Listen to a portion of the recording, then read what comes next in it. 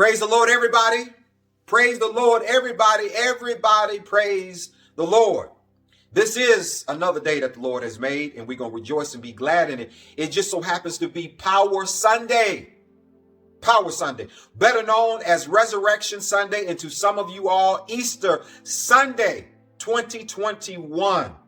And we are so glad to be in the house. We are so glad to be in this space, in this room, in this sanctuary. It is a virtual sanctuary now, virtual sanctuary. So we may be able to reach even more people, and more folks can follow on Sunday.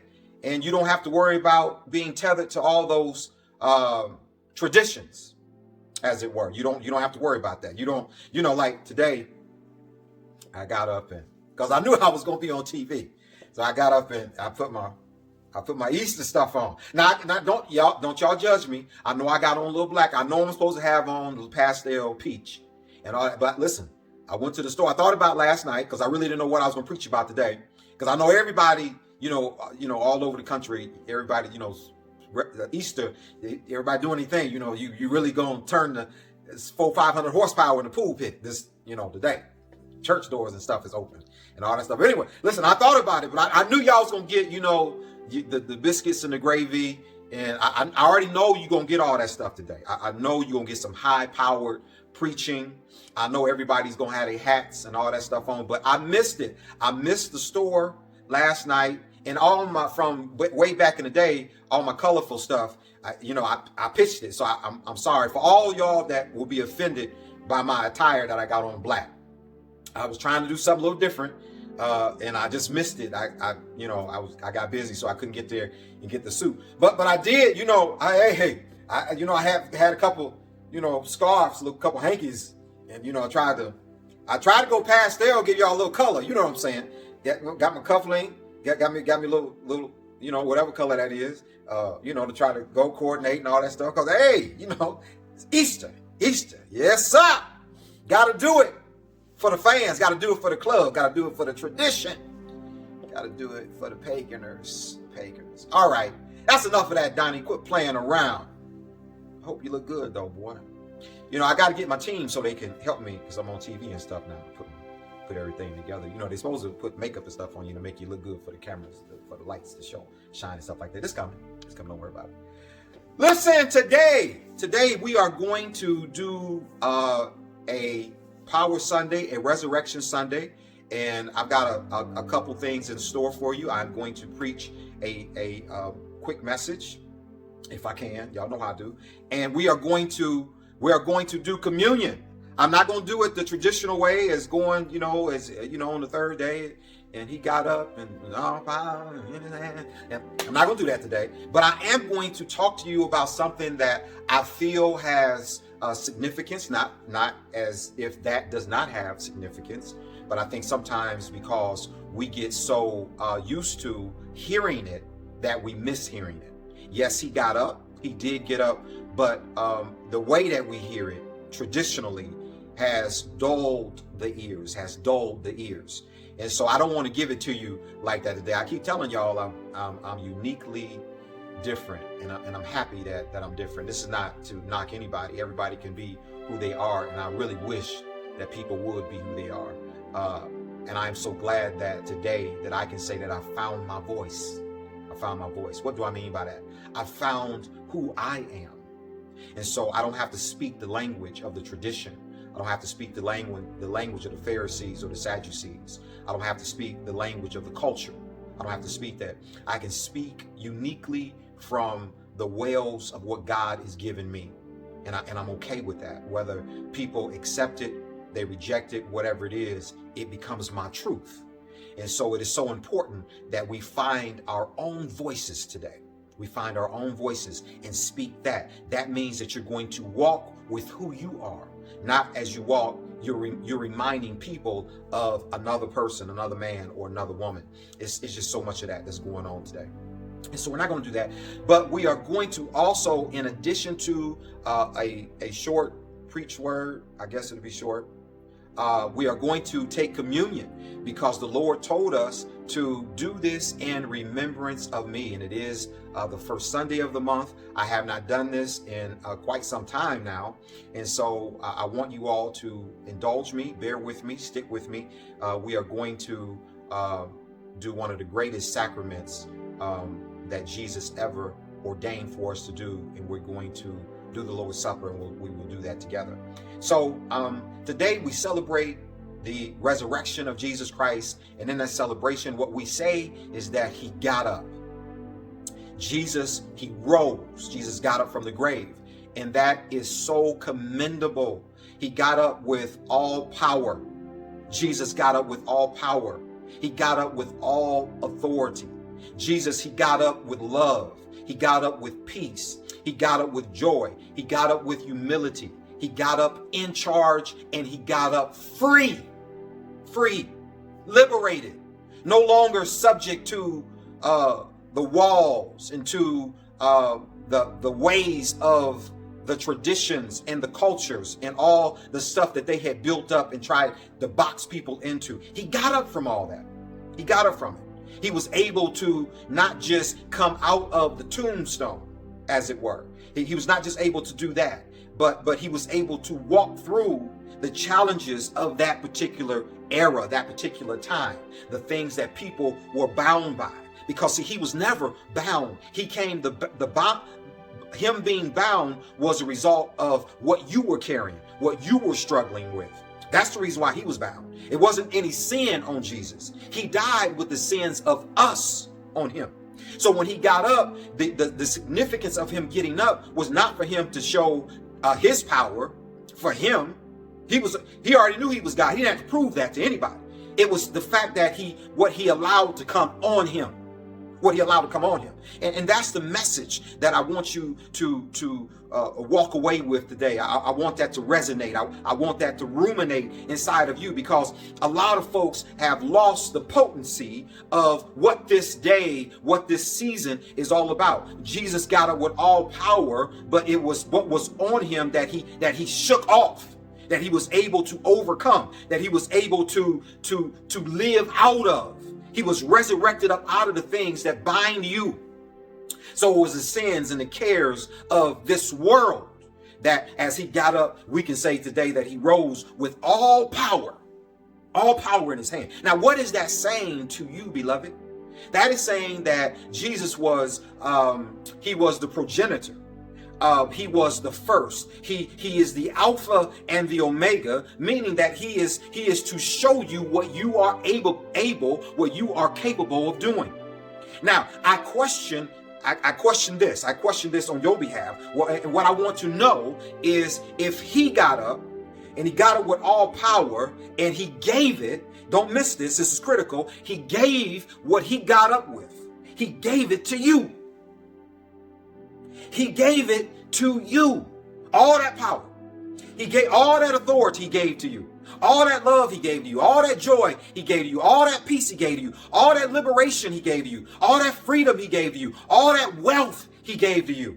He gave you all that. He gave all the fruits of the Spirit. He gave you all of that. He gave it to you, men and women of God, beloved child of God. He gave it to you. Think about that now. This is what he gave to you. So my question to you is, on this day, because Jesus is showing us that we can, not that we can't, he's showing us that we can overcome. We can get up as well. So I ask you on this marvelous day, when you got up today, when you rose this morning, what did you get up with? You got up with what? You got up with what? Now, if he did, are you going to insult him by saying, listen, it's too hard. It's too much. I don't understand. Why am I still in this place? Why am I still going through what I'm going through? Why have you not embraced why have you not allowed yourself to be cloaked with the power that Jesus had on the cross? So are you getting up today with anger? Are you getting up today with hatred? Are you getting up today faithless? Are you getting up today powerless? Are you getting up minus authority? Are you getting up real cold? Are you getting up love less? Are you getting up without peace? Are you getting up without joy? If all those things are surrounding you, or if you are being cloaked by those things, then you don't understand what this day is all about. Because this day is really not about Jesus having to get up for himself. He was already God. He didn't have to prove nothing to Satan. He had to prove nothing to the world. He had to prove nothing to nobody. But he did it all for us. Did it all for us. And I wonder sometimes. I wonder because we think about Jesus and how with as meek as he was, and as he was a nice man. He was just a nice man. He would do anything for you. Have you been around people and bad things happen to people and you hear about it on the news and you say he was just so nice. They would just give you anything, give you the last dollar that they had, the last penny that they had. If they had a meal and they was hungry and they knew you was hungry, they'd give you the meal and they would go without. You know, just give, just love, just care, just all that. He just was a good man. Being as good as he was, how could somebody like Judas betray him? How do you betray goodness? Show you the state that we in right now. We are in a state, and I asked myself, I said, you know, I know at the end, the synoptic gospels, they all tell a different perspective of what happened, the account.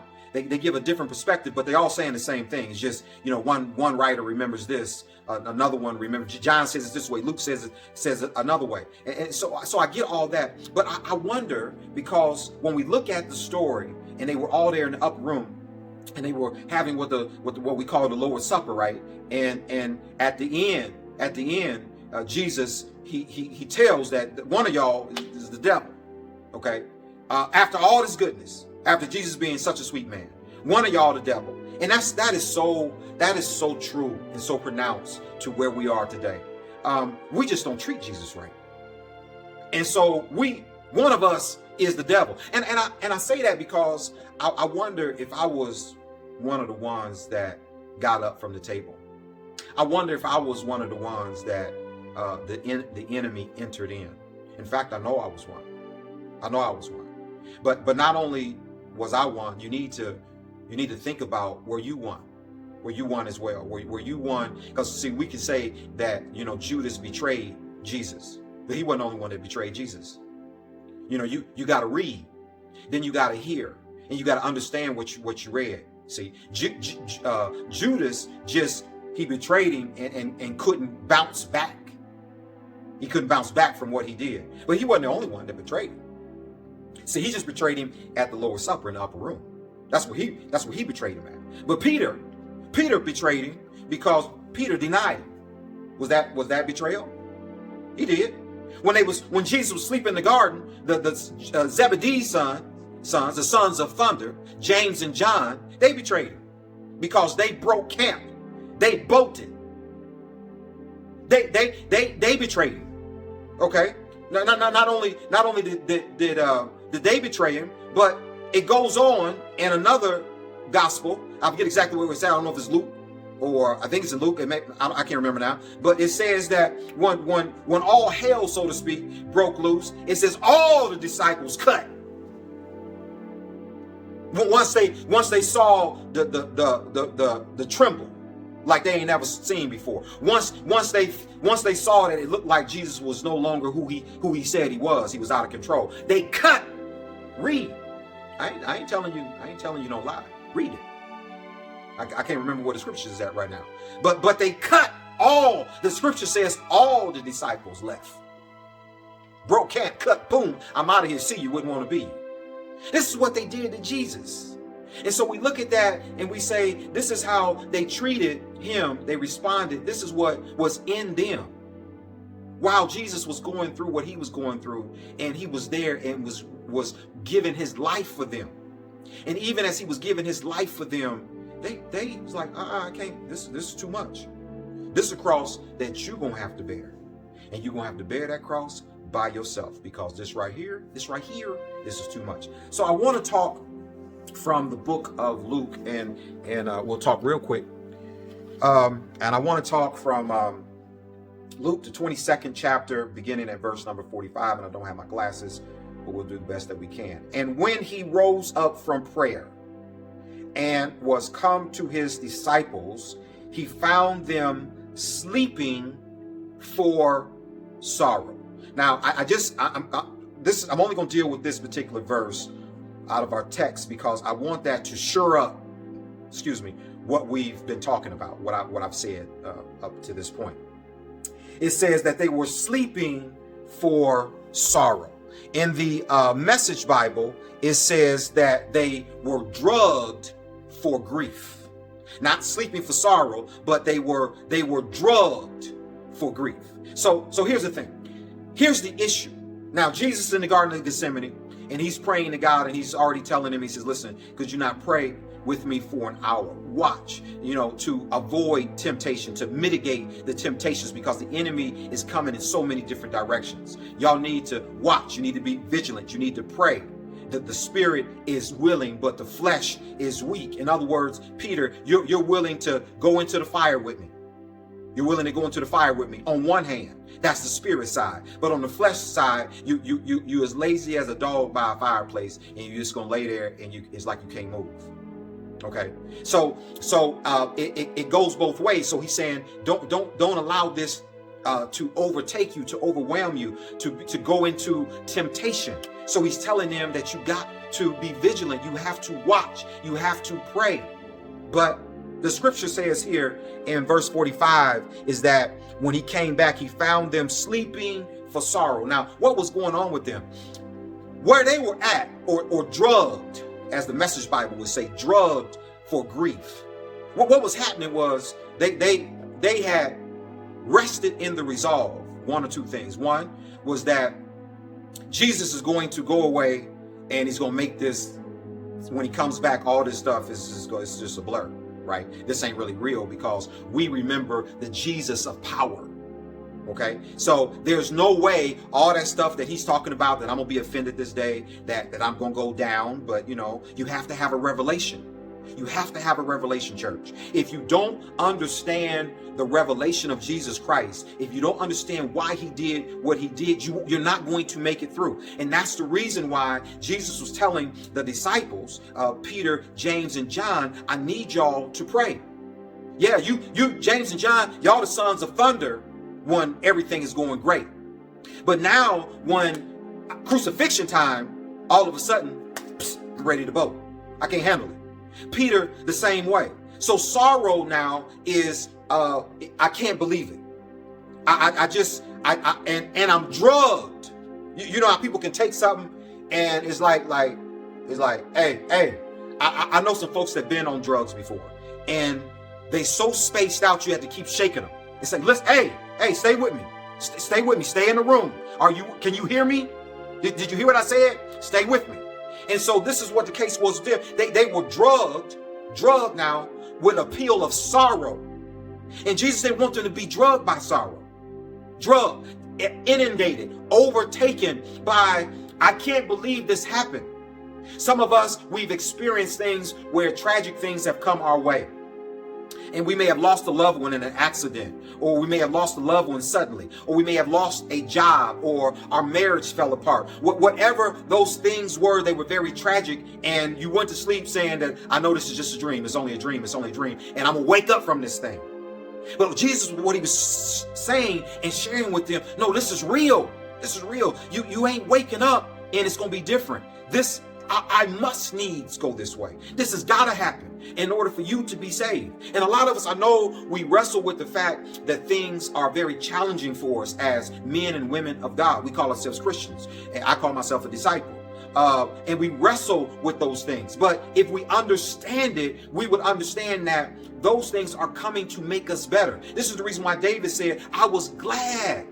I was glad. He said, the affliction that was on my life, it was necessary for my growth. It was good. It was good that I was afflicted. It was good. That was a good thing. While I was going through it, it seemed like it was a bad thing. But if you could only see the other side, if you could only see resurrection, because this death, this sorrow, this dismay is going to push you to the top.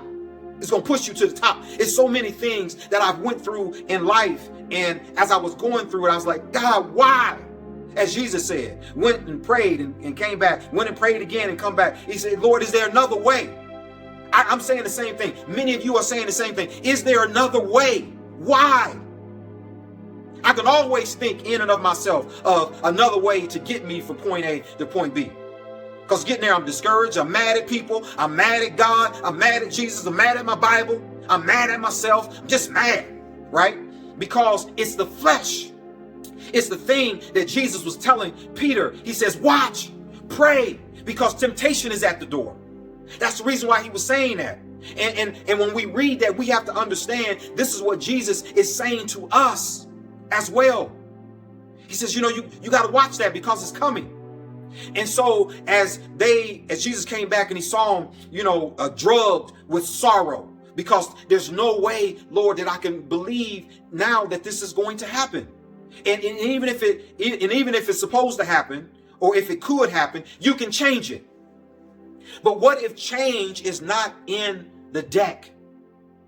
And this is what I want you to take away today from Resurrection Sunday. Because all of us, we want to get all painted up. We want to look good. We want to walk the talk. We want to be pristine, and we want titles, and we want a whole bunch of stuff. But man, we don't want that cross. And I feel you. I'm right there with you. I understand Peter. That's the reason why I said Judas wasn't the only one that betrayed him. I understand Peter. I understand the sons of thunder, James and John. And I understand all the rest of the disciples when they cut. And if you ain't came to a place yet in your life where you ready to cut, exit left, exit right, say, listen, this is too much, I venture to say that you have not matured. Now, I know y'all say, well, how can you cut out and maturity? How can they go in the same sentence? Is that an oxymoron or something? I'm mature, but I'm cutting. I don't know. What I'm saying this though is not that you cut in that sense. You want to cut. You want to cut because the pressure of it. Jesus, he said this. Let me show you where the cut was with him. He says, Lord, if you can take this cup from me. What he was saying was, I want to cut. I want to cut. But the difference in him and the difference in mature men and women of God is that you don't. Where the disciples, where they showed their immaturity, is that they did cut. So many things. As a whole lot of nights, me being by myself, I want to cut and do something crazy, right? Because my flesh, because the temptation. Now, if I was, then that would show the immaturity in my life. It would show that the level of growth is not where I thought it was. But the fact that it comes on me, the temptation comes on me, but I don't go. I maintain my position and I say, nevertheless, not my will, but your will be done. That shows my maturity.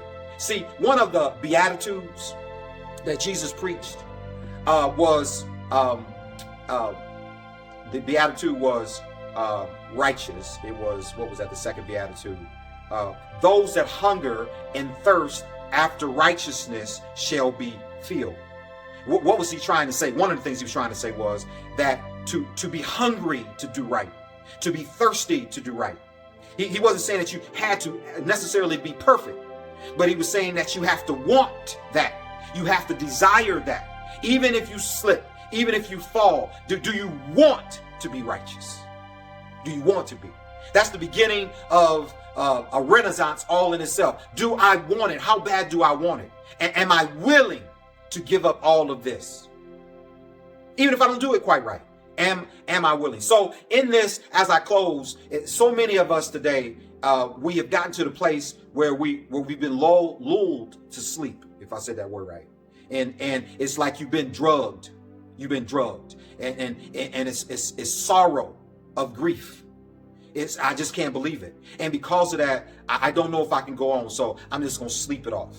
I'm going to sleep through this and pray that it's a dream. And when I wake up from this, everything is everything. Life is back to normal. But I rose to tell you that normal is what you are experiencing. Normal is what you're going through. Normal is inclusive of dismay and rainy days and times when things aren't going to go quite like you want it to be.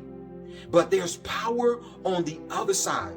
And if we can see Jesus, if we can see what he really did, he got up from all of that.